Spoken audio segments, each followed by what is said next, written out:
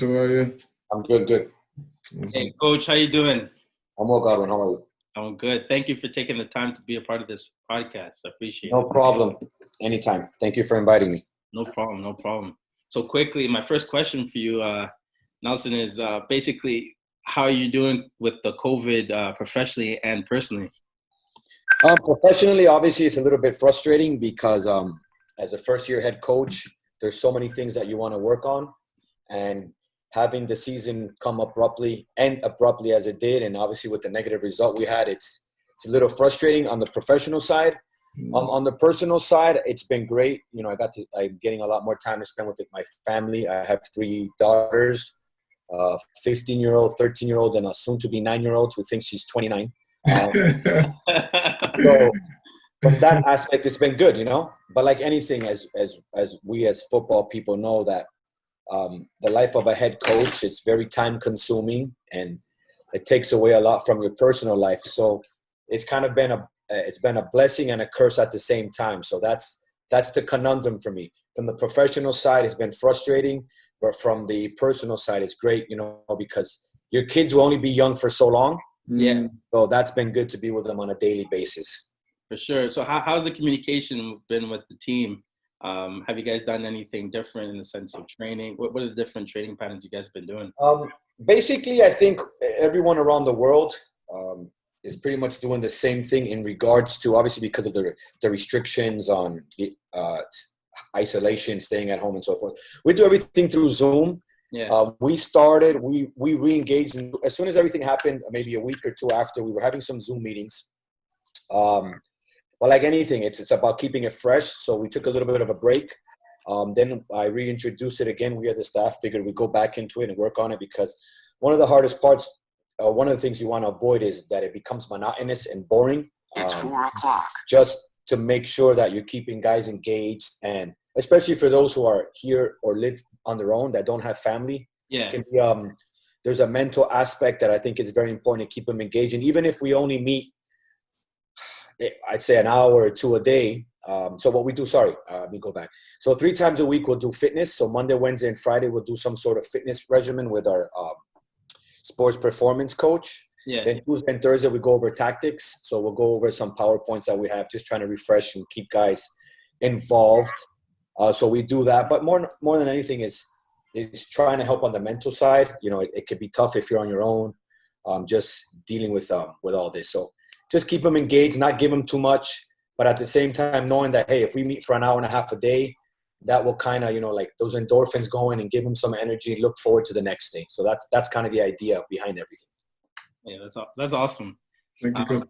Coach, I'm Jesse. I'm a general manager of the company alongside Godwin. Just want to introduce myself first. Quickly, so to start the podcast, we'd like to ask about a bit of the guest's background. So my first, I guess, question for you, what was your beginnings in football and how did that come about? I actually started playing football a little bit later in life. Well, later, I started about when I was 9 or 10, where most kids start, 5 or 6. Yes. I'll try to be as brief as possible because I have a tendency to go on and go. I guess I like to hear my own voice. So basically, I was born in Massachusetts to a Colombian father and a Portuguese mother. I was born in 1974. I grew up in Massachusetts. At that time, there wasn't a lot of soccer or football. So I actually used to play baseball when I was a kid. It wasn't until we moved to Colombia when I was about 9 years old. We moved to Cali, Colombia. And that's where I really became in love and enamored with the sport. I would go to school, I think from 7 to 12, get out of school, and I would spend the whole day playing soccer in the streets. So it was in Cali, Colombia, where I would play every day. My father would take me to the stadium. The most famous team, there's 2 teams in Cali, which is a Deportivo Cali and América de Cali. So actually my idol and someone who I got to play with, like Valderrama, I got to watch him play. He played for Deportivo Cali. So I actually have a cool picture of me when I was about 13, 14, when they came to Miami to play in a tournament. So you can see a picture of me at 13, 14, and then with me and him as professionals on the same team. So that's where it kind of started. So I played in Colombia. I played a lot in the streets, no coaching. I think, as you guys know, we have an overabundance of coaching, and I've been guilty of that a lot. Sure. In my prior profession, obviously working through the youth ranks, you always, one of the advantages I always read the game really well.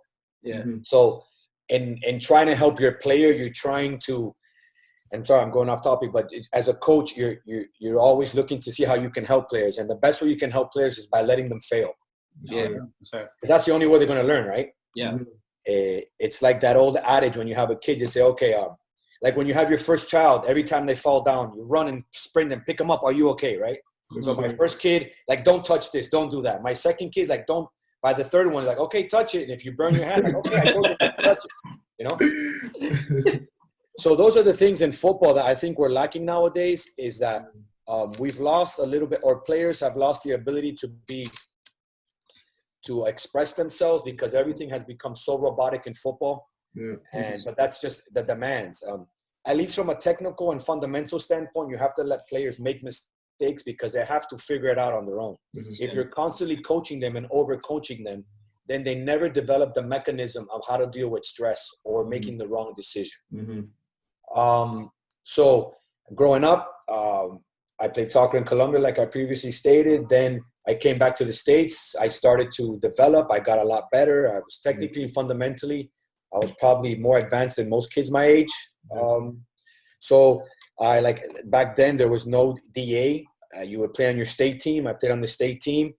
Back then, the president of FYSA, his name was Dr. Thomas Fleck, who was a big mentor of mine. Once he saw me, he kind of pushed me up through the ranks. And then from there, I played on the under-17 men's national team. I got to play in the under-17 World Cup. I played in the under-20 World Cup. I played in the 96 Olympics. At one moment, I was I think the second youngest player ever to play in the men's national team. I was 17 years old. Wow. Bora Milutinovic at that time was the men's national team coach. He was the coach for the 94 World Cup in the States. But he had gone to Italy and watched us play in the under-17 World Cup, where I had a very good performance. He came there and he took a couple of us to go play in a friendly game. And after that, I ended up playing 4 times with the men's national team. And then I played in the MLS for 5 years, from 96 to 2000. I guess I was one of the pioneers of playing in the league. I had a career-ending injury at 26, and that was pretty much my career. I got hurt in 2000, and that is how I basically got to where I did on a professional scale. And in between, I got to, even though in those times it was harder, it's still hard as an American player to garner some respect, but I was a little bit before the Bosman Ruling. And for people that know, the Bosman Ruling was where it was in the Court of Arbitration of Sport in Switzerland. They changed the rule, because back then soccer players were, for lack of a better term, were basically slaves to their teams. In other words, when they purchased your rights, they owned you indefinitely, and they could do whatever they want. The Bosman Ruling changed that, where it said once your contract expired, there was free agency. So that's probably the most fundamental, or the most important change in football, where now it gave players the ability of free agency and be able to renegotiate or go somewhere else. So those are things that some of the younger generation don't understand. And then even more hard, what made it even harder for foreigners was, I don't know if you guys remember this, but back then you could only have 3 foreign players on a team. Yes. And people don't understand how hard it is. If you look at Milan, when they were in their heyday, they had Ruud Gullit, Van Basten, and Rijkaard. Right? Frank Rijkaard, who went on to coach Barca. Those were the only 3 players that you could field at one time on the field as foreigners. Then obviously with the European Union, then that changed football tremendously, because now as long as you hold the European passport, you can play in any European nation, and you don't affect it doesn't affect you or the team. Now, that is a great advancement in football, but it's also been a negative, as you can see in some countries, where now the local product or youth players don't have the ability to play, because now a foreign player per se, even though they're part of the union, now is taking up one of the spots. And that has been the hardest thing to navigate in European football for them, is how do we give players the opportunity to develop and to be able to make those mistakes? And I think that's the hard part. Once again, results are so important that they don't give players the ability to make mistakes and develop and get confidence. So as you can see, that's how my brain works. It goes sideways. We started on one thing, and I love it. Right. Kind of goes into the development. Kind of goes into our next, my next question. You spent some time in Europe. Then before you came back to MLS, was one of the reasons why you couldn't stay because of the foreign player rule. And also, what was it like over there for you at that time when you went? And without no internet, how did you even get there? Oh, it was very difficult. It's funny because now I read stories of kids and some of these guys getting homesick, and Yes. this was an era before there were cell phones. There was no FaceTime. You know, if I called, I had to make a phone call home, and I came from lower middle class family. Yeah. You know, and I'll give you an example. I spent about 2.5, 3 months at Sporting Lisbon because obviously I was Portuguese. Yes. But I didn't have a Portuguese passport at that time. So the coach of Sporting Lisbon was Carlos Queiroz, who is now the coach of Colombia, who coached Real Madrid, who coached the Portuguese national team, who was the coach of Iran. I went there, I think I was 19 years old, 18 or 19 when I went to Portugal. And at that time, they were second in the league. Figo was still there. Figo had just been sold to Parma. There was a Parma. They had been sold to Parma. Then Juventus got into tournament. But long story short, he ended up going to Barcelona because the agents had done something wrong. So he was not able to go play in Italy. So he had to go to he went to Barcelona. Obviously, Figo at that time, you know, I was there training, and you could watch how, wow, this guy was on a different level. It wasn't even so much fundamentally, technically, because I've never really been. I'm 5'6", so from a skill standpoint, fundamentally, I don't get easily impressed with technical, because that was my attribute. Obviously, not being the strongest or fastest player, I depended a lot on my technical ability to be able to read the game, controlling balls, the weight of my pass. But the one thing that stood out for me was the how he imposed himself physically. If I was 19, I think he's 2 or 3 years older than me. He might have been 21 or 22, and he was already a world star. I remember watching him in the Under-17 World Cup, because at that time, like I told you, I played in the 91 World Cup, and I think he played in the Under-17 World Cup in 1989. So we would watch a lot of video. Roy Reese, who was the head coach at that time, made us watch a lot of video of prior tournaments and teams, and he always stood out. And then a couple of years later, I'm at the same place training with him. And the one thing that stood out to me was, like, he was just physically imposing. I mean, he was someone that you couldn't knock off the ball, so big, so strong. And that's when you started to see how football changed. You know, the old playmaker, I was a playmaker at 10, slowly started to disappear. You know, the Valderramas, Riquelme, who was a great player. Even Riquelme, as technically gifted as he was, if you remember, he went to Barcelona and it struggled because now you could no longer have a player on the field that would just be sort of an attacking player. That doesn't exist anymore. Now it happened with Totti also at Roma. Towards the end of his career, he had to play more higher up the pitch, and they changed his way of playing. So because now it's basically all 11 players have to put in a shift, have to work off the ball. And I grew up in a generation where the 10 was, you know, the playmaker. You give them time and space, and that doesn't exist anymore. So from going to Europe, one of the toughest things was, you know, homesick. You know, you're in these hotels, you're by yourself. Sometimes you don't speak I spent time in France, in Valenciennes as well, in Portugal, Colombia, several, because back then the federation would send you out to train with different clubs because the federation owned your rights. But it was difficult, you know. You didn't have many English channels. No. Now with the internet, and it's funny, you know, but at the same time, when you're 17, 18 years old in another country and you finish training, I developed some friendships with some players that would pick me up and take me places. But for the most part, sometimes you're on your own. It's difficult, you know, just missing family, different customs. It's hard. Nowadays, I think it's a lot easier in the sense of homesickness, because you can get on like we're doing now and at least see your mom and your dad, your brother, your sister, and you can converse with them, or your children. And this gives you a little bit of a mental reprieve from being in a hotel by yourself. So from that aspect, I think it helps a lot. But when you go to these countries, it's not easy in the sense that they don't make it easy for you. You know, remember, when you go in there to these clubs, you're trying to take food away from someone's family. And that's the part that people don't understand. The first week that I spent in Portugal, they all knew that I was Portuguese from my mom, but they didn't know I spoke Portuguese. I'd understand it, but it was difficult for me. It wasn't a very easy experience for me. No. And I was half Portuguese. If I was being completely honest, it was a nightmare. I mean, they treated me like That's tough. Coach. like dog poo, you know, it's tough. Yes. Yeah. You know, every tackle you go in, you learn how to jump, when to go into a tackle, when not to go into a tackle. And I think that's something that I see a lot in American football. Like the younger kids don't understand that there's just some tackles that you just don't go into. You just, and that's what, you know, the American player doesn't understand that, because we're always taught you fight for everything. Well, no, you don't. There's some tackles that you say, you know what, I'm not going to win this ball. Yeah. You know? And you're not, because you're late. And now you have to think, okay, let me get there, make it difficult for them, but don't stick if I stick my foot in there, they're going to take my ankle off or and those are the things that American kids that don't play in those environments don't understand, that every pass, every tackle, every moment in a game, you're fighting for a position or someone's job. Yeah. And that's the hardest part that I think kids don't understand. So I'm 17, 18 years old. I'm going to these places and I'm coming back. I was on a different level already, because I knew the game was slower for me. Don't get me wrong. The first 2-3 weeks, and when I was in Portugal, it was difficult, because Portugal maybe doesn't play beautiful football. But if you notice, Portuguese players adapt to any football in the world. Yeah. Go to Italy, Spain, Holland, Portugal, and even France. They play everywhere, because Portuguese football is technically and fundamentally sound, but it's very, very physical. Yeah, it's a fight. It's a fight.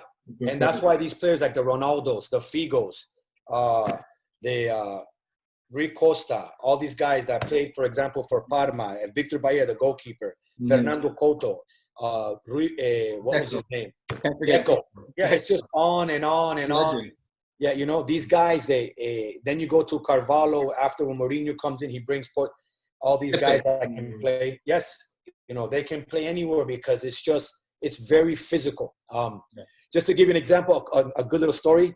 So my first day of training, I step out and Carlos Quiroz says to me in Portuguese, "Hey, rapaz, você não tem caneleiras?" I'm like, "No." Basically, that translate, he goes, "Where are your shin guards?" And I said, wow. I'm like, "What do you mean?" He goes, "Go put on shin guards." It's training, yeah. Training. You know, here we have a coach still, even now. And sometimes I try to give players leeway, but there you cannot step onto the field without shin guards. No. And the players, all of them, their shin guards were molded to specific, like they were casts molded to your specifications. Yeah. And here I step out with the little Adidas, because back then it was Adidas, and then we had, you know, the little ones, and you watch the little tiny ones you just put in. Yeah, you just put them in, and it's like, no. He's like, you need to go put your shin guards on. And I realized, you know, even in the 5v2, you know, when you did the rondos, I'm a South American background, so, you know, a lot of it is like, you know, try to nutmeg a guy. And one woman, I remember I tried to nutmeg someone, and one of the players goes, no, you don't do that here. And if you do, you be ready, because obviously I was a young player. The older players, like, listen, there's a level of respect that you have to earn and gain. To me, 5v2 in South America is kind of the relaxing moment, just have fun. And for them, it's like, they were letting me, look, listen, you are a guest here, and until you don't prove yourself, you don't have the right to do those things. So just little things like that, like I say, okay, and the month, 2 months, 2.5 months later, you realize, okay, this is how it's done. So that was the experience that I got from then, and going to Europe and all these different clubs, where every day you are fighting for your job. And these guys don't have another option. In America, a lot of the players, well, if I don't make it, I can go and I'll go work on Wall Street. I go to school and go back to school, or I can find a job. These guys, there's no other option. This is their livelihood. So that's the difference that I think that we lack in this country. And that's the part, until we don't have that. And that's what relegation and promotion brings. You're fighting for your life every day. Yeah. So go ahead, Jesse. No, it was like when you came back then from Europe, and you got drafted into the MLS, I guess you felt, I mean, were you a level above? And was that something that you kind of resented, or how did you feel when you came back then? The game was never fast for me from coming there. But the game started to change from a physicality standpoint. I always played as a number 10. So I was always, as a number 10, you're dependent on the ball. Yeah. Also, I was young in the league. So in the early stages of the league, there was a lot of emphasis on bringing older players with a name. You had the Echeverries, the Valderramas of the world. The league was different, back then. It was catered more to the player with experience, with a name, because we were trying to build a league. So speed-wise, it was never a problem for me. I read the game well. I always thought one or two plays ahead. But what did start to change was not being able to play in my natural position. I was asked, and it wasn't the coach's fault. It's just what the game demanded. Yes. You know, if I was going to be on the field, I couldn't play as a number 10 next to Carlos. I had to play as an 8 or play off him.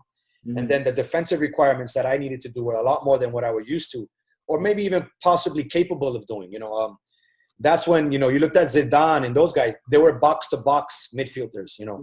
Zidane, in one moment, he'd be defending in his 18, but he had the ability still to get now and get into attacking positions. So the game had changed. I think I suffered a little bit in that regard. So a lot of it is just you had to adjust some of the demands of early on in the league of what was expected. If I go back, I think the biggest mistake I made was playing in the league. I had an opportunity to go play in Colombia with a very big team where I would have been able to play and they would allow me to do the things that I was good at instead of coming to a new league where I would have to do things that I wasn't used to or weren't my strengths. I'm sorry. So that was probably a mistake on my part. As I look back, I should have probably it would have been best for me to have gone to Colombia, a team playing in La Copa Libertadores. I would have had more opportunities to be seen. It's a serious league. And now you're seeing even Colombians that could be what Argentinians used to do. Now Colombians do that. Colombians are the Portuguese of South America now. They're cheap and they adapt well. They're cheap in the sense that and they go everywhere. Yes. They go everywhere now. They go everywhere. Because there's a huge Argentinian influence in Colombia. In the beginning, a lot of Argentinians coached in Colombia and played.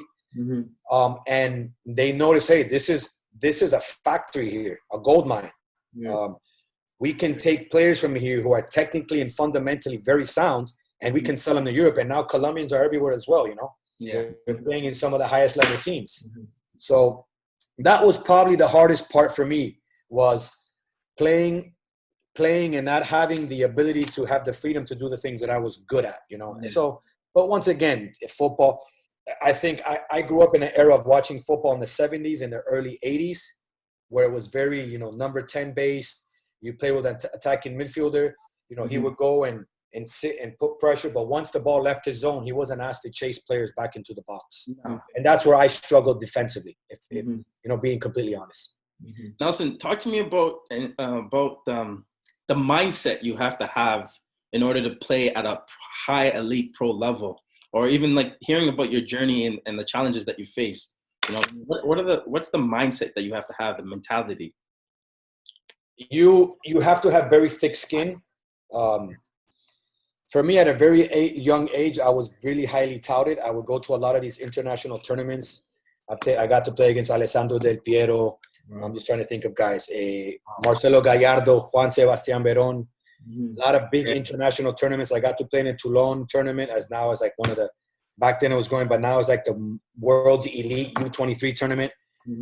Played in a lot of big tournaments where you're playing against guys that went on to be very successful. Once again, it's a lot easier coming from a South American nation, a European nation, than you are in America, because back then, even now, it's hard to have respect. Imagine 20 years ago, it wasn't very much respect.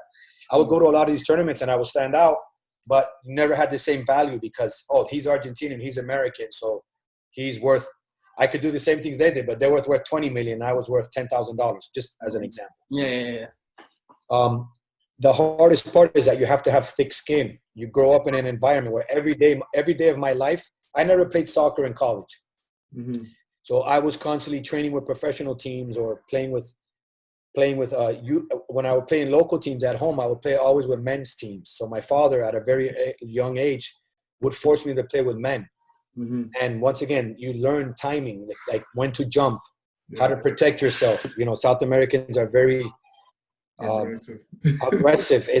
That's a nice word to use, but there's, you know, when you jump, if you don't protect yourself, you're gonna eat someone's elbow. That's just how it is. You know? And those are the things that at a very young age I learned, because my father forced me to play with grown men. And I would play in a lot of the leagues in Miami. Back during the 80s and 90s, there was a lot of money. Obviously, you know, Miami is the city, how it grew, and the culture, and a lot of the, what's the word I want to use here? a lot of the finances of people did. I mean, I would play in games sometimes, and it would be $15,000-$20,000 bet on a Sunday league game. Wow. You know, because I would play in the Colombian leagues, and I don't need to go into detail, but Colombia has, and those times had a reputation, you know, of the cartel. And you had people. Miami at that time. A lot of the economy was illegal money based, and I can tell you at a very young age, that's 15, 16, 14, I'm playing in games and guys $15,000-$20,000 bets on the, you know, on side bets in the game, you know. And you would be in a competitive nature and like shit. So you learned early. Serious. Yeah, and those are the things that I grew up with. I am not trying to glorify it, but that was just the reality of my life. Yeah. Growing up in Miami, you know, Miami, everybody loves Scarface. Well, that was Miami in the 80s and 90s. You had guys that had money, not at that level, but would own soccer teams or would sponsor their local team, and there was a lot of money invested in games.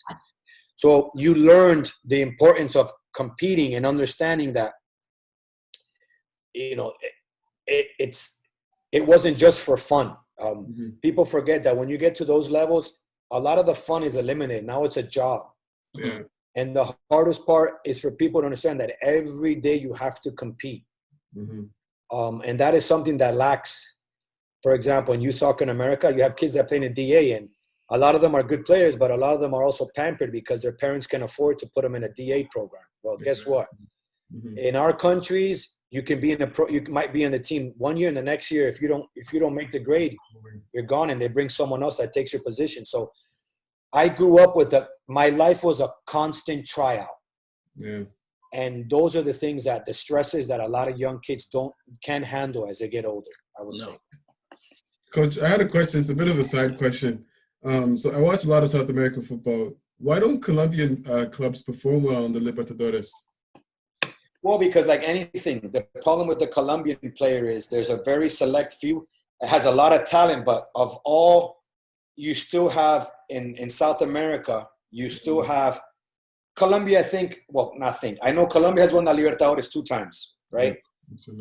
Which one of them was Atlético Nacional, and that team had Faustino Asprilla, Aristizábal. That was probably more than half of those players ended up playing in the 94-98 World Cup. And the head coach of that team was Francisco Maturana, who coached Colombia in 94.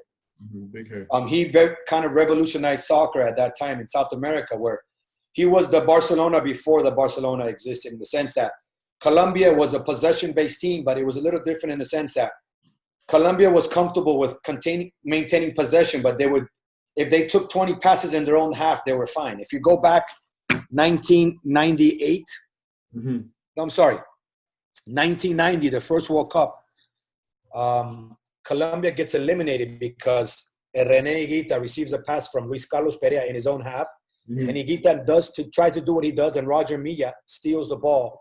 And Cameroon beat Colombia. I think it was 2-1 in that game, 2 or 3-2. I can't remember the exact score, but that was fine. Where you take what Barcelona did in Guardiola, and now he said, okay, we're going to keep possession, but we're going to keep it in the opponent's half. So it kind of that mentality shift where Colombia was comfortable with keeping 90% of the possession, but 70% of that was in their own half. So you never really put the opponent under duress. So in Colombia, there's still a shift. Remember, the infrastructure, Colombia is still different. You know, you got Argentina, you got Brazil. Those countries' infrastructure from a club standpoint is a lot more advanced. In Argentina, you take countries like River Plate and Barcelona. They thrive because their main commodity is football, selling players to European nations. And that's how the cycle. Colombia still is a little behind that there. And they don't have the infrastructure or the investment like Brazil and Argentina, because River Plate knows they play in the Copa Libertadores. And even guys, and no disrespect them, but you have Argentinians who are average players compared to a Colombian, but their pedigree helps them be sold at a higher rate and for more money. So that's the problem with Colombia, that we're still behind infrastructure-wise. That's why you see those struggles. And Argentina at a younger age and Brazil at a younger age at the youth levels, you see Argentina and Brazil are still winning U17 and U20 World Cups because there's such an emphasis on developing players, because then they can sell them for 20, 50, 60, 70 million dollars. And that amount of money now goes back, reinvest in the club. And now those countries and Uruguay are conveyor belts for selling players. That's what they do. Yeah. Colombia still is not at that level. We develop good players, but a lot of those players are leaving at a very young age and are going to Europe and to Argentina, where now they're being developed and sold for astronomical prices. Got it?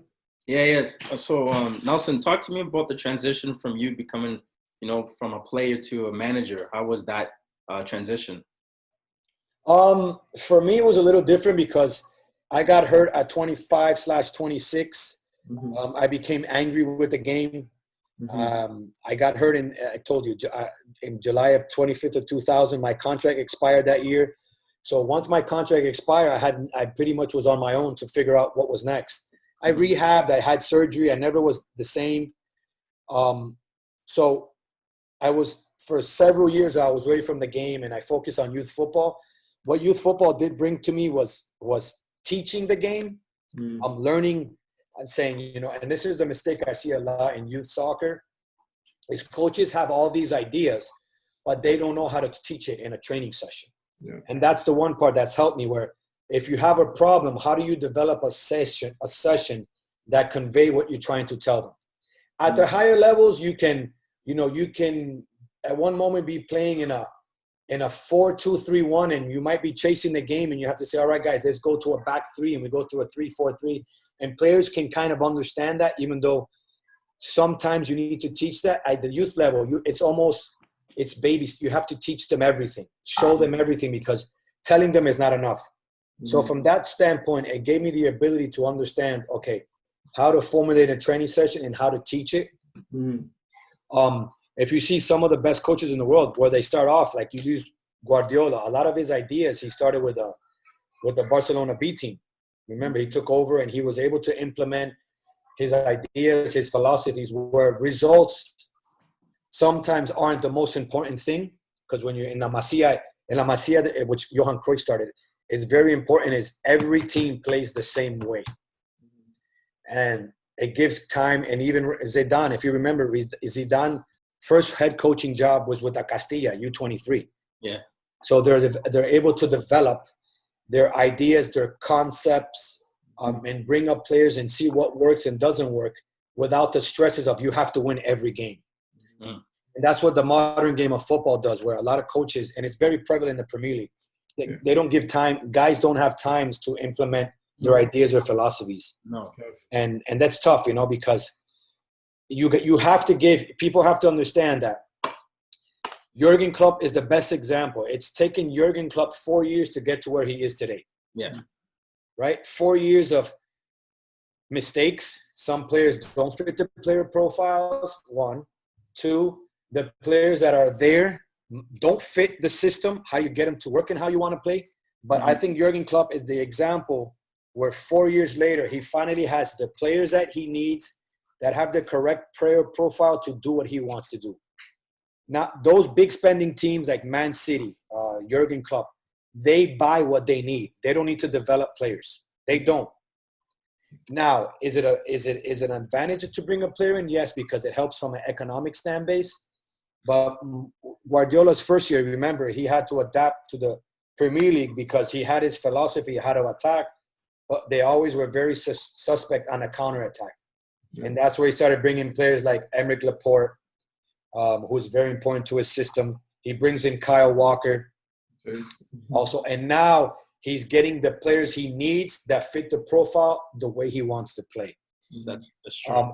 Middle-level teams don't have that option. So when coaches come in, they need to assess. I think Carlo Ancelotti is a perfect example. When he talks about he came in to Everton and he tried to keep it as simple as possible because he came in during the Christmas window and he had these run of games against some of the teams that were in the higher positions, and he didn't have time to start instituting his philosophy of the game. He says he came in, he looked at what he had, and he had to simplify. He said, we defend in a 4-4-2. Very simple. Yeah. Because the biggest problem in modern football is you don't have a lot of time to train on tactics. Everything is done in the preseason, then you're playing Wednesday, sometimes 3 times a week. So those are the hardest things that modern football doesn't give coaches this time. And it depends, it depends on organizations. Are they willing to give, which Liverpool did to their credit, give Jurgen Klopp time to get his full vision enacted in. 4 years later, I mean, right now they're the most effective and winningest team on the planet. People may argue, like football traditionally, some people might like Liverpool more than when Man City plays. But at the end of the day, you can't argue with results. No. It's just a matter of what you think is best suited to the way you want to play. Yeah, so Liverpool, going off that, Coach, going off that, how do you line up your team? Are you a philosophy guy, or are you a guy who says, hey, what do I have to work with and let me move forward? And in terms of characteristics of your players, what is it that you look at? I have a philosophy out the game. Everyone does. But also, I've worked with Paul Dalglish, who's now the president GM.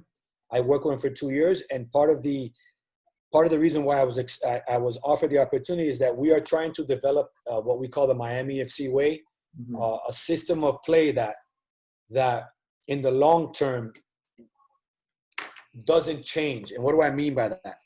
One of the biggest things that, and Paul, in his implementation, his philosophy was that one of the biggest issues you see at club football is that every time another coach comes in, everything changes, right? Yeah. So what we're trying to do and what we believe in here is maintaining a philosophy. So whether tomorrow when I leave or that I go, the next guy who comes in already understands the way we play.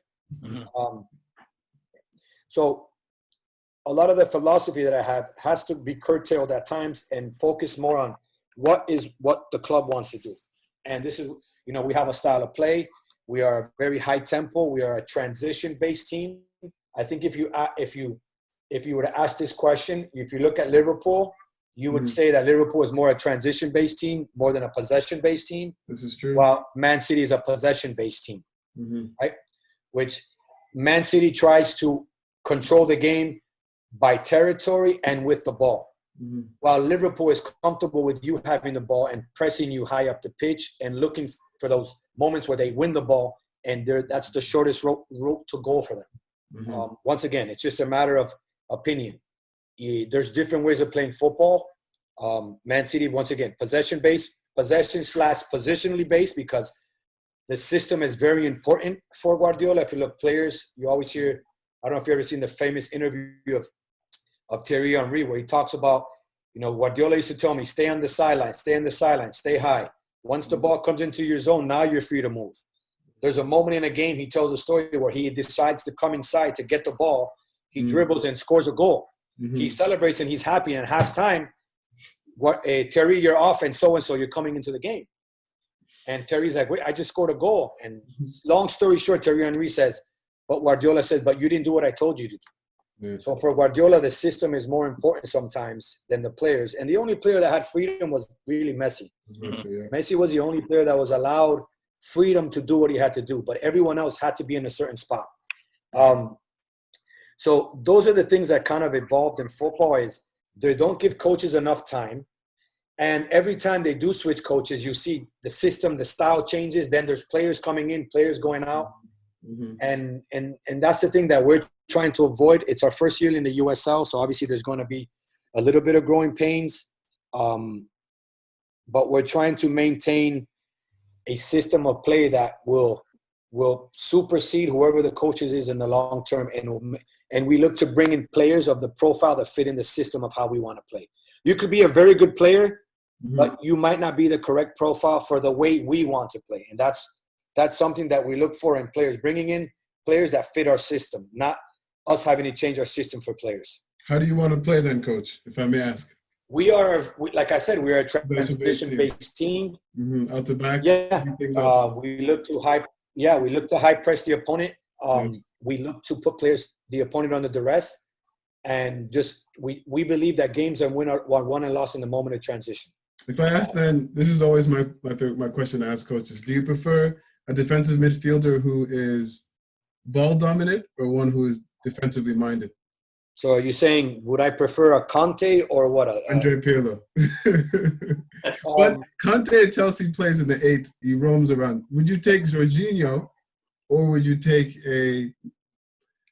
I can't even think, a Victor Wanyama? I think it's a matter of how you're going to play, right? So in our system of play, probably right now our Jorginho will not fit to what we want to do. if I had to pick, Jorginho's a phenomenal football. If you want to play Sarri ball where it's possession based, then you need someone like Jorginho, right? Now, the way we play, someone like Conte would be better suited to the way we play, right? Or a Wijnaldum, a Henderson. Yes. You know, Henderson I've heard this debate. Henderson, like you put him on any other team and he might not be as effective because he's not. But he's someone that it's just the amount of effort and work rate that these three guys in the midfield, Liverpool, it's relentless. They don't let you breathe. No. And I think there's a little bit of a misconception. Let me go back. If you take Barcelona, remember they kind of started, or they would enact that 6-second rule. Yeah. Barcelona was a high pressing team as well. Yeah. The only difference with Barcelona was that they did what I call, they defended with the ball. Yeah. They had so much possession that the moment that they lost it, they were so far up and high up the pitch that it was just immediately they would win the ball back because they had dominated possession-wise and territorial-wise. Just go back and think about watch games of Barcelona, and they did what Liverpool did. They do now, where they would suffocate you, but they were already in that position offensively, where Liverpool maybe is a little bit more back and forth because the one thing they do is that they look to counter as quickly as possible, while Barcelona probably looks to build up and get to those positions with the ball. I hope I'm making sense. Where Liverpool is comfortable with Trent Alexander-Arnold or Robertson winning a ball, and they don't have a problem with playing a ball long over the top, giving back the ball to the opponent, pushing up, and now trying to force a mistake in the opponent's half. So there's two ways of doing it, right? You can do it with possession and territory, or be direct at moments. Because let's be honest, Liverpool at moments is very direct with their play. You know, if they see that nothing's on, they're fine with playing a ball into corners, into pockets, and now going to force and hopefully try to win the ball back. So how you press, you can do it in groups of three. I always say, like, you look at the one thing that Liverpool does well with their front three is the amount of running and the amount of pressing. I don't think there's another three anywhere in the world that do what those three do. They're perfect for one another. They make the game so predictable when they defend. Like at moments you watch Salah, and Salah will go on a 15, 20-yard run to press a play, and you're thinking, why are you running? It's too far. But we talked about this yesterday in the tactical session with my players, is that he is leading a zone, and the moment he goes and press, it's a trigger for the rest of the team to go and now close. And those are the things that Jurgen Klopp has done very well. That these are moments where players understand, okay, Mo is gone to press, we need to all step forward, and vice versa. And then when you have players like Van Dijk that can cover the space behind, I mean, there's not a lot of people that are going to beat Virgil van Dijk in a foot race. Listen, Nelson, I love the way you're talking about Liverpool because I'm a huge Liverpool supporter. So this is music to my ears, to be honest. I'm not. So this is hurting me, Coach. Are you more of a Man City philosophy or football style? It was the Barcelona that really took me off. Iniesta is my favorite player. Okay. Iniesta and Xavi are my idols in terms of football. But I mean, I just care about winning. I grew up following Sir Alex Ferguson at Man United. So if you win, you win. I wouldn't say win the Bolton way, but I would say win in a sense that it's so entertaining with some great players. But but if you look at Man U those days, they played attractive football. I mean, exactly. They had, but also, once again, look at the caliber level of players they had. They had Cantonas. You got a guy, like, I know we talked about Conte and Jorginho, but if I had to pick one, I'd probably play a Roy Keane in our system. Wow. Can you imagine a Roy Keane playing in Liverpool in the system today? It's just, and one thing I think sometimes forget is that I would say Roy Keane, his technical ability, technically, he was superb on the ball. Amazing. Like, people don't understand how good he was on the ball because you only think of the running, the tackling. So, listen, Jorginho, great player. Conte, but I think the way we play, Conte would be someone who's a lot more suited to our style of play. Someone that can get back and forth, get up and down the pitch. That's not dependent on the ball. Someone like Jorginho is ball dependent. Always, yes. Does that make sense? Yes. Ball dependent, where our system of play, we can't afford to have players who are ball dependent. We look for guys who fit the Liverpool description, that look to break lines, that run in behind, that make it difficult for for the opponent and doesn't let them breathe. But yeah, look, as Godwin said, Liverpool, they're fun and entertaining to watch. Yeah. But they don't always play the best. Yeah, no, I'm going to say it out loud. No. Coach, Just ask about generally football. So football, like you were saying, is very systematic. And I don't know, my father says it's bad. Some of my friends say it's good. For you, where do we go from here in terms of just finding artistic players like we used to have? Because again, you take 3 sevens off the bench, they all play the same way. And so where do we go from here? I think, man, I hate to sound like a pessimist, but I think the modern game, those players are slowly. I think today, and this is. No, say it out loud. No. Listen, I'm not someone to bite my tongue. Yeah. I think today, first you have to be an athlete and then a football player. This is true. It's changing now. It's changing. Now, if you can run and play, you look at someone like Kevin De Bruyne. Yeah. I think Zidane was the first. There's so many other players, but Zidane is probably one of the first players that broke the mold. I don't know exactly. Maybe Zidane's 5'11", 6 foot tall, 6'1". You never expected guys with that physicality to be so good on the ball. Mm-hmm. Nowadays, I look like the closest thing I can think of someone like Zidane to me nowadays is like a Kevin De Bruyne. Mm-hmm. But Kevin De Bruyne is one of those players that is very athletic. You look at him, he's tall, he's lanky. He doesn't look like a gifted footballer, but the ball at his feet, he's phenomenal. Yeah. As well, yeah. So I think that in order to excel in today's football, there's a lot of emphasis on, and I hate to use this, and let's say like Liverpool. I mean, a lot of the basis on that team and the gegenpressing mentality is physicality and athletic ability. Mm-hmm. Someone like Jorginho, and just to use his name, he could not play in the system that Liverpool has. No. Once again, who am I to speak? I'm a coach in the USL first year. In my humble opinion, if you're looking at it, that's not his strength. Yeah. It's not his strength. The reason why Conte can get away is playing as an 8, which I don't think is his best position. Yeah. But is his physicality, is the amount of ground that he covers. Yeah. You can put a player like that anywhere on the field, and they're going to effectively affect the opponent, if that makes sense. Yeah. So I think we're going away from that. Nowadays is first you need to be an athlete, then a football player. And I think a lot of that, like you're saying, like your father, he's probably an old school guy. Like, back in the day, we used to play football. Players had to would connect passes. Nowadays, it's about results. Yeah. And this is the reason why a lot of young players, you look like someone like Phil Foden, who technically fundamentally is superb. Mm-hmm. He doesn't get a chance. While Jadon Sancho made a decision like, listen, I'm going to go to Germany and play. Mm-hmm. Jadon Sancho now, today, I would think that he could play in Man City's team with no issue. He could be starting on that team, Yeah. The kid is phenomenal. Yeah. But we would have never known about him if he doesn't leave Man City. That's true. And I think Borussia Dortmund, look at Borussia Dortmund. Pulisic, Aubameyang, Lewandowski. Yeah. Of all the teams in the world, Borussia Dortmund has shown that you can still win and invest in youth. That is their platform. Mm-hmm. We are going to bring players up because in order for us to survive, we need to sell players. Yeah. So while Bayern Munich is not really interested in developing players, they're just going to go and buy guys, whatever they need to fit into,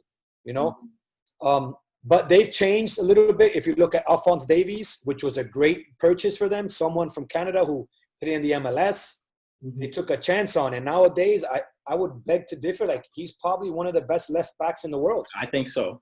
But what is the one thing that stands out when you watch him play? Athleticism. Athletic as heck. There you go. Strong. But he's also dribbles past anybody. There you go. But because if he was technically gifted but couldn't get by anyone, he wouldn't be as effective, right? So he's a perfect example of athleticism with skill and technique. Yeah. Those are the things you need nowadays to be a modern football. If you lack in technique, you have to be able to cover a lot of ground, win a lot of balls, and there's still room for players like that in this world. You understand? Yeah. You're always going to need those guys, role players, guys that can run, defend. I hate to say this, but like to me, that's a James Milner. Yes. He's a Premier League warrior. To me, that's a Henderson. Yeah. No? Yeah. Those are, and you need guys like that in your system that can run and be a force. And, you know, and the other thing I say with modern football, and this is the scary part, like sooner or later, I mean, there's some guys are going to start having more heart attacks because the amount of running, you know, the amount of, you look at these guys, they're putting in what, 5, 6, 7 kilometers a game. It's just, you know, how much farther can we get or further can we get with the distance that are covered? Now everything is GPS, you know. How much ground are you covering? How much, you know, it's how many sprints are you putting in? That's the one thing I don't like about football. Me and Paul, if Paul were listening to me right now, he disagreed with me because Paul's he's very big on numbers, stats. I've slowly come around. Obviously, you know, Paul's connection with Liverpool, his father, you know, Kenny Dalglish. King Kenny. Well, I'm going to give a little shout out. I've got to play golf with and I got to meet and speak with, and it's just the things that you hear him say and speak about football. And imagine, you know, Kenny Dalglish, the King Kenny. Like, King Kenny. You sit there and you're in awe. Like this, you know, I'm sitting with King Kenny having lunch. I'm paying for lunch because he beat me in golf, which I have no problem. But if it means having to pay for lunch every time we meet, I have no problem. And it was funny because one of the things he said, you know, was like saying like Liverpool right now is the best team in the world, even from an analytical standpoint. I don't know if you guys know this. I have a little bit of inside information, obviously, because my connection to Paul, working with him, and we try to do. We call ourselves at times, you know, a poor man's Liverpool, which is fine, you know. And a lot of, you know, which is a lot of the things we do. A lot of the philosophy is based on the counter pressing, intensity. That's how we play. But he's very. You know, football right now, if you are a statistician in football, a lot of these guys are making a very good living. You know, I don't know if you guys know this, but Liverpool right now has probably one of the best scouting networks in the world. And I'll give you a little bit of insight. So I use Kevin De Bruyne as an example, right? Or let's you look at someone like Matip, right? If you never saw Matip kick a ball and you watch them stand on a soccer, you're like, how does this guy can't play football? I thought so. You know, you look at him. These are the biases that we have as coaches. A lot of times you look at a guy like, man, this guy runs funny. Look how he runs. He doesn't even look like he knows how to run. He's big, he's lanky, he's awkward.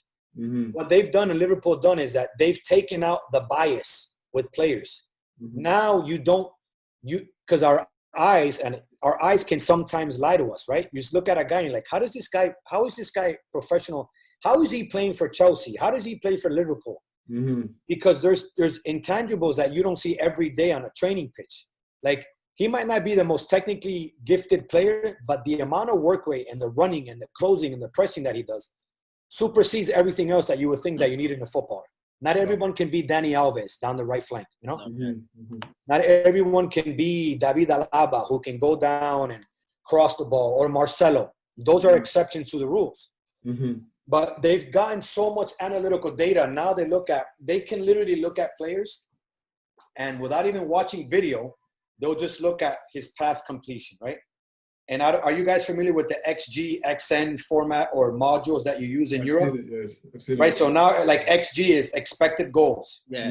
They can literally tell you Godwin should score 20 goals this season based on what he's done in the last 2 or 3 years. I know that sounds crazy, right? Yeah. But what they say is like, this guy, if in our system of play, should be able to score 20 goals.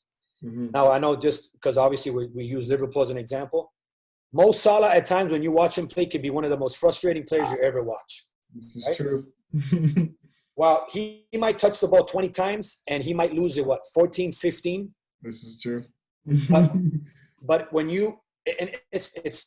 but a lot of the time he loses because he gets it and he's trying to run at guys, which is fine. Those are the intangibles that you have to take into consideration, because if you're running at guys, now you're exposing the opponent, you're making them run, you're using energies that later on you might be able to exploit. So using Salah as an example, he's someone, when you look at the data, you say like, wow, this guy, he needs X amount of touches to get X amount of goals. So, you know, as a team, you play to these percentages. And that's what a lot of the elite clubs are doing right now. They don't even watch players anymore. And sometimes they'll send their scouts out, right? And not give them the information and say, okay, who did you like at this game? And they say, oh, no, I like Nelson. Well, that's not the player you should be watching. You should be watching Godwin because his statistics better fit and match our system of play. So that's how advanced football has gotten. And the reason I use the Kenny analogy when we were sitting down and Paul is that I'm very old school in the mentality. Like I feel like I don't like the roboticism, if that's even a word, how robotic football has come. And it's very robotic. It is. And there's games that you can watch and you're like, this is not how I enjoy to watch football. Mm-hmm. But at the end of the day, when you're dealing with so many dollars and cents, it's all about winning. The only place where there's only two places really in the world where winning and style of play matter, I would say, is Real Madrid and Barcelona. Yeah. I'll give you an example. I don't know if you remember the year that Fabio Capello was the manager of Real Madrid. They won La Liga, right? But it was some of the ugliest football that had ever played. And if statistics go back, even with Mourinho was a perfect example. He won the league.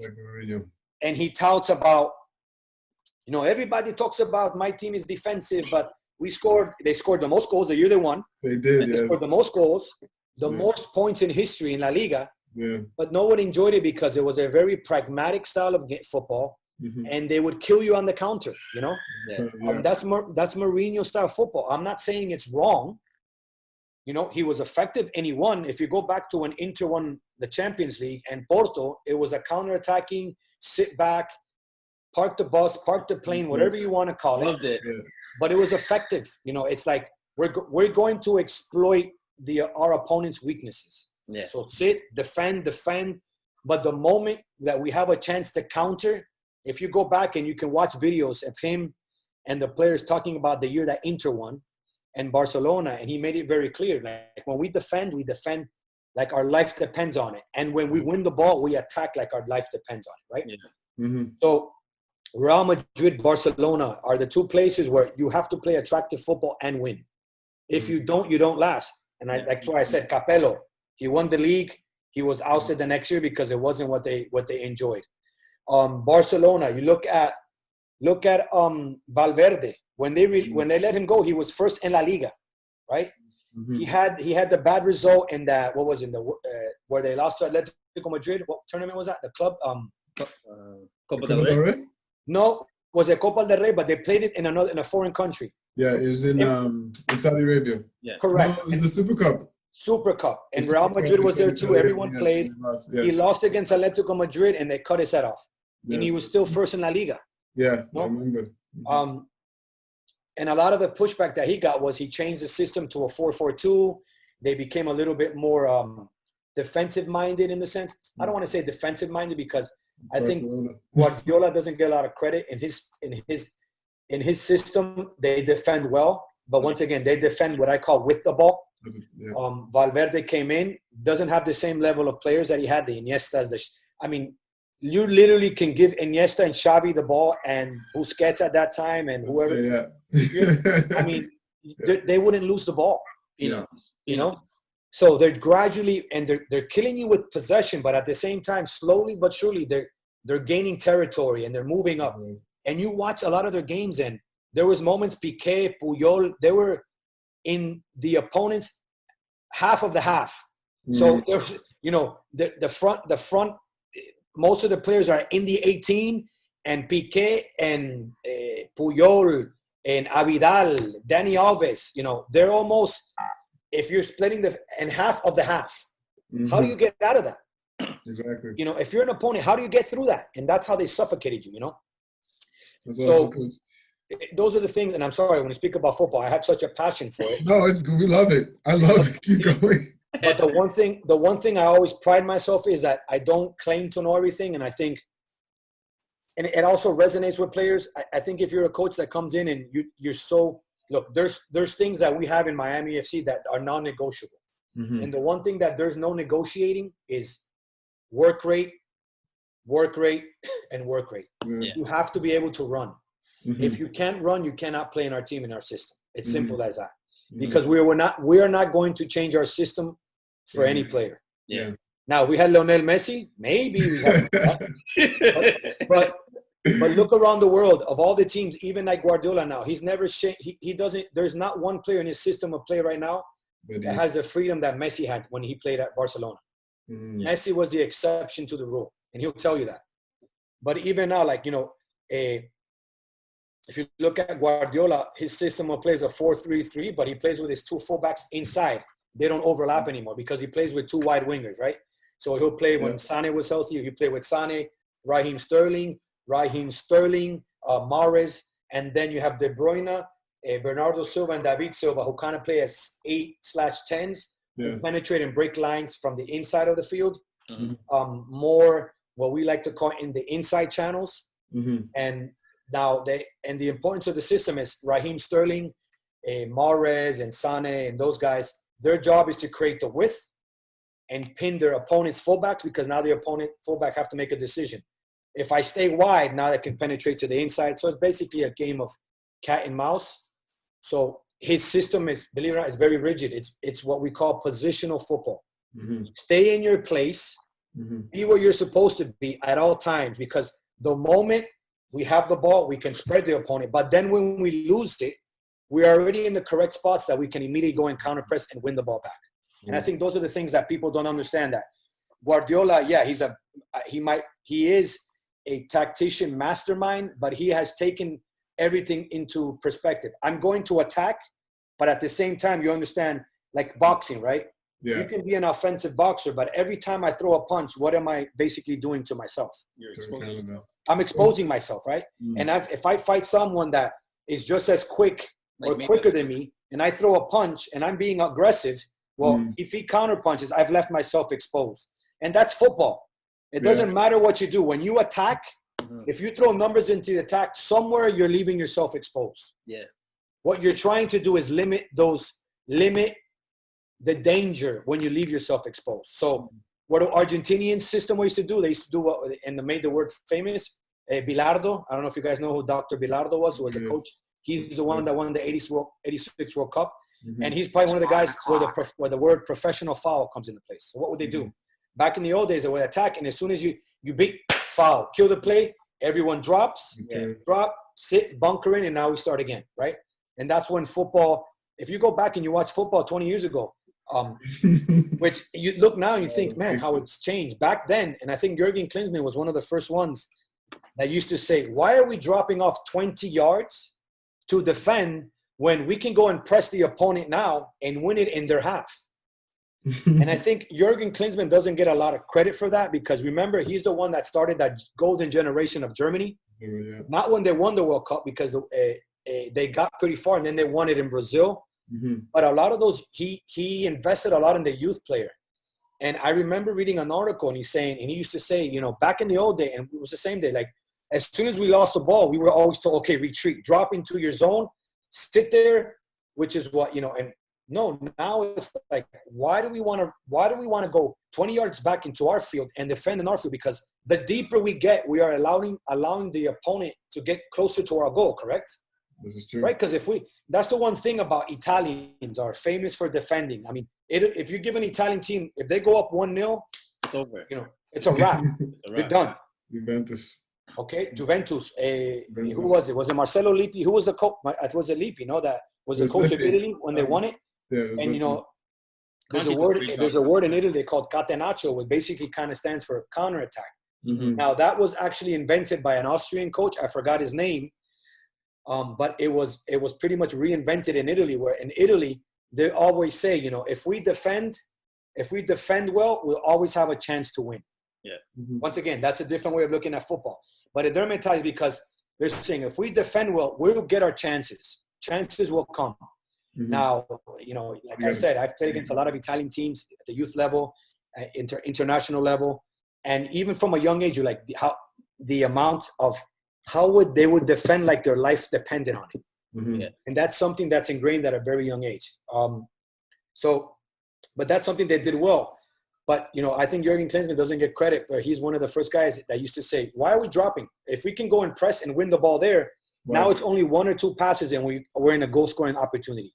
So I think that's something that Jurgen Klopp now has done a great job with, has taken it to the next level in regards to that. Coach, quickly, before we let you go, I got to ask, you were an actor in the movie. How did that come about? I wouldn't say I was an actor. I was invited. No, actually, yes, I was. That's amazing. How did that come about? So when I played, I'll go a little bit before that. So in 1996, when I was on the Olympic team, we were training, and Bruce Arena was the coach. There was obviously in the Olympics, there was a company called Powerade. You guys are pretty sure have heard of Powerade. Yeah. Powerade is the competitor to Gatorade. Mm-hmm. And in that instance, they came out to California and they were going to make a commercial for the Olympics. Mm-hmm. And one of the things was obviously, let's make a commercial, blah, blah, blah. So they came out, they came out, they put us all in front of a camera and they're like, okay, guys, introduce yourselves and say your name. So they all asked us questions. Then they cut it down to, all right, like guys that were good on camera. So that was actually the first time that I ever did a commercial. So I got into the commercial and it was actually a great commercial because, being that it was international from an economic standpoint, imagine being on the Olympic team, we weren't making a lot of money. We were getting per diem, but now we do a commercial. And I was like, wow, commercial that's playing internationally. So my first commercial I did was with Powerade in 1996. Mm-hmm. Sorry, it was in 95 for the 96 Olympics. So after I did the commercial, it was the first year in MLS, 96 ends, 97 season, sorry. And I have it, and I'll send it to you guys one day. It was a great, I got a call from from All Sport, which was the other company that was sponsoring the league. And they called me and it's like, hey, we're interested in you to do a commercial for an All Sport ad. And it was me and Alexi Lawless. It was actually called Football in the Future. I have it somewhere. If you send me an email, I'll send it to you. It's kind of cool. Yeah. And it was filmed. So I was in the off season. We had just finished the 96 season. I came home. They called me like, hey, would you be willing to come in? Because we know you've done a commercial. I'm like, yeah, sure. Come in, we do an audition. I said, fine. I auditioned for the commercial and I got picked. Another great commercial. Once again, it was a national commercial, played all the time. It was a great economic boost for me. So that happened. In 2003, I'm out of the league. I've had a career-ending injury. I'm very good friends with Eric Winalda. He and I played together and we're still friends to this day. Mm-hmm. He calls me out of nowhere. And I was obviously, my career was over. I had a career-ending injury. He calls me. He goes, hey, Nelly. And if anybody knows Eric can be a little bit out there at times. Yeah. But you either love him or you don't. But I love him to death, and we've always maintained an excellent relationship because I'm one of the few people that doesn't, for lack of a better word, massage his ego. I've always been very honest. I don't bite my tongue, so I give him a lot of crap. So he called me one day and he says, "Hey, Nelly," and mind you, I was struggling economically because now I have no career, I have no job. Mm-hmm. What do I do? He's like, listen, I'm going to get you into a movie. And I said, what the hell? What are you talking about? He goes, I need you to get on. This is a Friday. Yeah. He goes, I need you to get on a plane and be here by Monday morning because I have an audition set up for you. Oh, wow. And I'm like, Eric, I go, yeah, I've done commercials, but I'm not an actor. He goes, listen, get here by Sunday or get here on Sunday.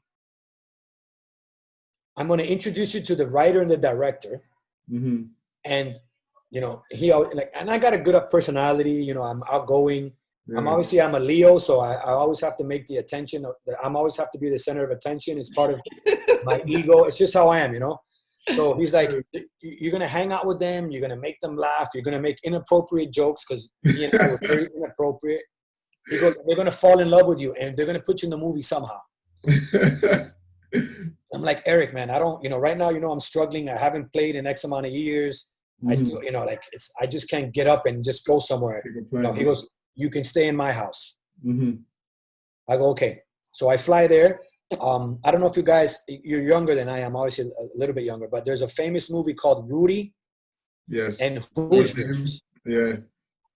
It was the same writer and director who did the movie that I ended up being in. Really? But these guys, yes. So they wrote Rudy. David Anspaugh and Angelo Pizzo are their name. If you go back and you research, they're the writer and director from Rudy and Hoosiers. So they've both done big movies. Oh, and Hoosiers. Wow. Yes. They both wrote and directed Hoosiers. Oh, wow. So they were hired by Philip Anschutz' media company. Philip Anschutz, he's the one that owned the Colorado. He owned the MLS Colorado. Mm-hmm. He owned the LA Galaxy. He's a very wealthy man. who invests in football, a lot of money in football. He's part owner of the Lakers. He owns the Staples Center. So just to give you an idea, I think he's worth about $5 or $6, $7 billion. Yeah. But he's been one of the pioneers of the game. He's always invested, and he's one of the first guys. I think at one time in the MLS, he owned maybe 2 or 3 teams. Wow. When the MLS was getting off the ground. Mm-hmm. So he had funded the project. I went out there. I auditioned for one of the role, and ironically, the role, the character that I auditioned for had to cry. Right? And I'm like, man, I'm killing myself. Like, I don't know how to cry, and how am I going to do this? And I'm like, so I go in for the read. Yeah. I'm like, okay, whatever. I've never really acted. Commercial is different. You might say a word, even though in both of the commercials, there was no talking. It was just doing what I had to do. Mm-hmm. So I think I leave the interview. I leave the audition. I'm like, okay, I think I did a decent job, whatever. Lo and behold, he was like, listen, yeah, you did a good job, but obviously that you weren't able to cry. And one of the big scenes in the movie, that your character has to cry. I'm like, oh, I'm screwed. So here, I'm out of it. I'm hoping, I can get into this movie because I was economically, financially distressed.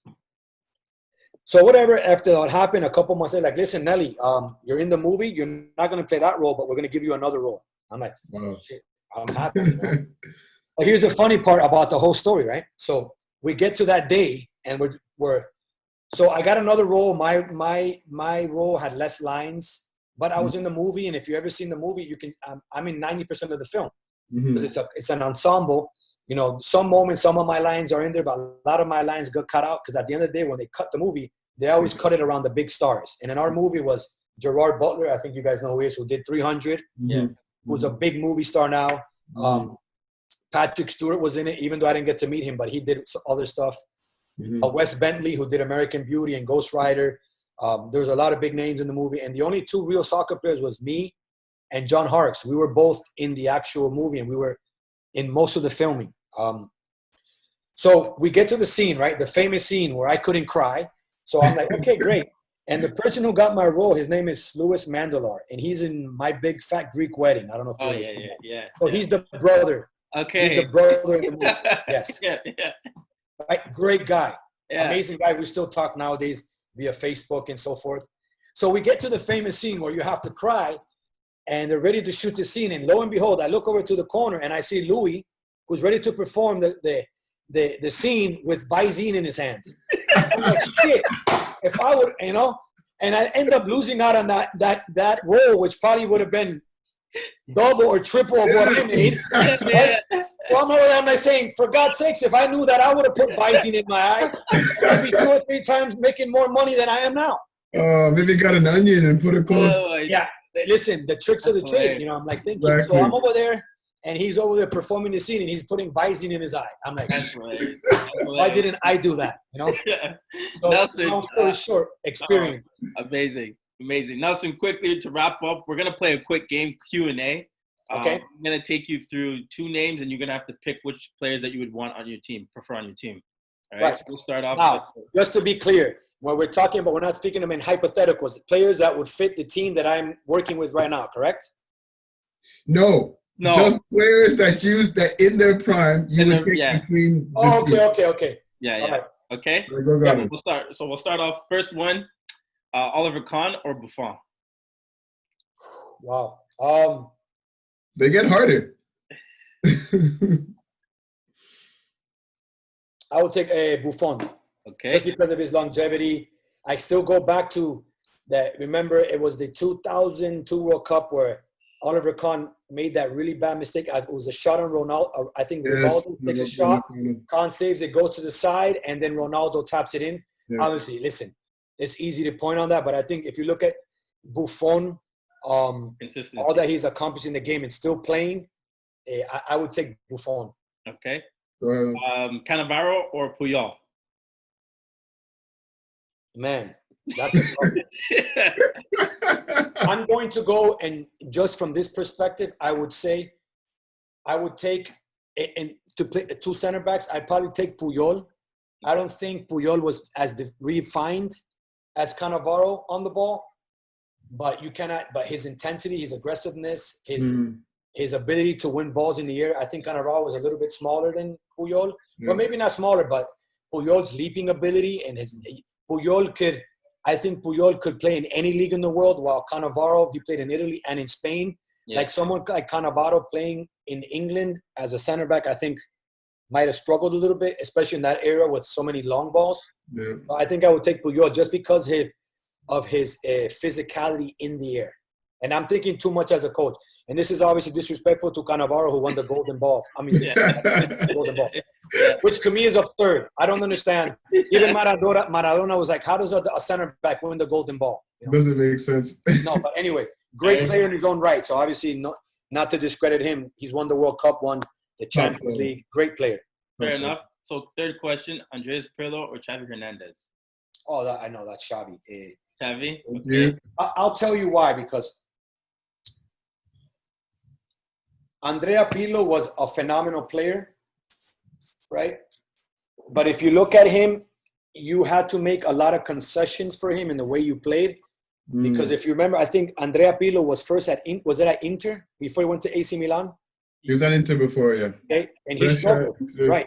Mm-hmm. He was somewhere, was it Brescia? He was another club as well. He was at Milan, went to Brescia, went to Inter, went back to Milan. Right, so even in his early days, he struggled. He struggled to get the teams. He was such a different player, obviously, you know. But to me, Xavi Hernandez is the greatest 6'8", whatever you want to call him, that I've ever seen play. Yeah. Me too. And, you know, Pirlo was effective because if you remember, a lot of Pirlo was dropping very deep to receive balls. Picking the ball up. While Xavi Hernandez almost played higher up the pitch in the spaces. And played a lot of times with his back to the game. Mm-hmm. I'm sorry, could play with his back to him. Not that Andrea Pirlo couldn't, but Andrea Pirlo was probably more like pick the ball up off the two center backs, kind of play deeper in the hole, and now his range of passing was phenomenal. But to me, Xavi Hernandez, I think, is the best modern 6'8" that I've ever seen play. Good answer. And obviously, you can't discount his leadership ability. Yeah. Remember, he wore the captain's armband for a while. Yes, yeah. Long time. When Puyol left, I think he wore the captain's armband. So yeah, you can't take that away from him. Fourth question: Zidane or Iniesta? Oh, that's tough. Yeah, we made them tough, coach. Yeah.